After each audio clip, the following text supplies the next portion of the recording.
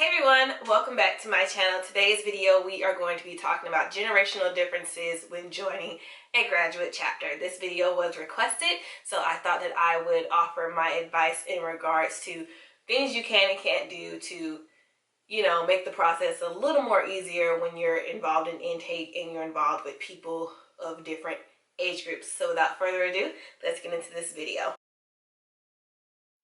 So my general advice for anyone that is participating in intake and they're in different age groups would be to first get to know the people that are going to be in your intake group.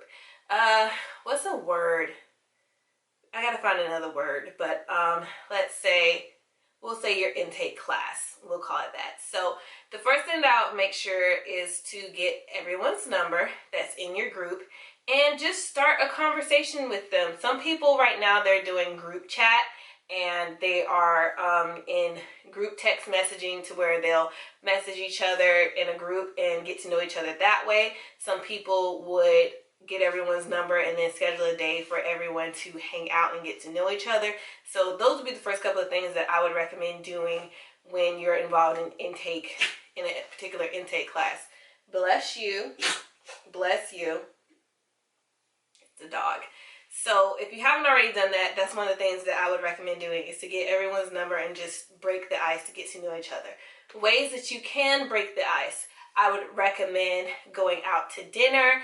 I know right now with COVID isn't going to last forever, but with COVID right now, it's a little difficult to go out and meet people, but maybe if you can't go out and meet everyone, you guys can schedule a Zoom session to get to know each other, or FaceTime calls. There's so many different ways to be connected with people right now, even though we can't physically be around each other. Try to do one of those things to get to know the people in your class. Try to schedule a day where you guys can all hang out, sip a little wine, get to know each other. Things like that I would recommend doing if time permits to do those things. If time does not permit, then probably one of the things you could do would just send a notice to everyone else about yourself so that they can know a little bit more about you. You can probably send a message to your group just to introduce yourself. Hi, my name is Kelsey. I'm 25. No, I'm not. I'm 25 years old, and I look forward to getting to know you ladies during our journey together. Something as simple as that. Or you can go into a little more detail. If you're military, you could talk about your military background, things like that. If you have to be the one to break the ice, then you be the one to break the ice so that everyone else can feel comfortable. If you're not comfortable with breaking the ice, then maybe you can ask your vice president to start the icebreaker so that everyone else will jump in. Things like that. If there are conflicts with the people that you are doing your intake with, I would recommend trying to dissolve the situation yourself before getting your vice president involved. The reason why I say that is because you don't want your vice president to be aware of any current issues unless they're serious issues. If it's something petty, then try to work it out amongst yourselves. One of the things that you will be asked during your process is how good are you at conflict resolution. So it will be a great learning experience for you to try and figure out how to resolve the issue on your own. If it's an issue amongst you and your intake class members, try to dissolve the situation on your own before involving your vice president or your president.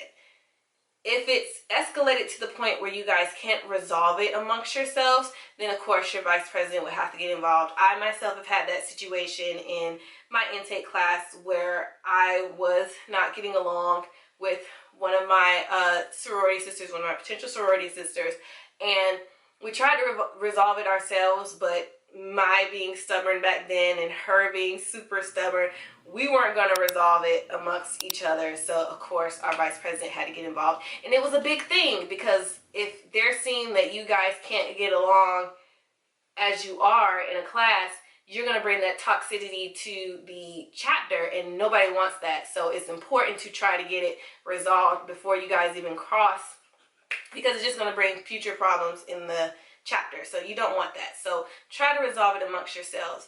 If it's something that can be resolved. If not, it may come to a decision of the president being like, or the vice president being like, you are toxic, we don't need you here, and you end up being the one that has to leave, and nobody wants that. So try to resolve the situation yourself before involving members of the chapter, because you don't want it to be a big issue and you don't want anyone to have to leave. The one thing that I can say with grad chapter is you're going to face generational differences. I am a millennial. I think some of the people in my chapter were baby boomers. If they're not, they were Generation X or Z or Y, whatever those little ones in between. I definitely have different generations in my chapter, and it is a generational thing as well as a cultural thing too.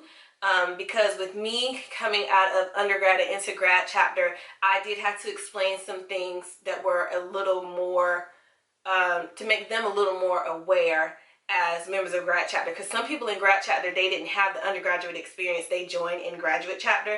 So if you're coming in as an undergrad and going into a graduate chapter, there are some things that you might have to explain to the older sorors so that they have a better understanding of what goes on in undergrad, because it's different from what they experienced when they were in undergrad. So you have to bring that up-to-date information to them in a polite and respectful way so that they'll understand where you're coming from and that they'll gain new information as well. In the same breath, I would recommend anyone who's coming into grad chapter to just sit back and listen. If you guys haven't checked out my video on advice for neophytes, definitely check that video out. But the basis of the video is to listen to your prophytes, listen to people that are older than you, even if they're not your prophytes and they are your intake class members and they're joining with you. Listen to what they have to say as well, because just as much information that you can provide to them, they can provide information to you that you may need. So try to be better at compromise and try to be a better listener if you're not very good at listening, because at the end of the day, it is a sisterhood that you guys are joining,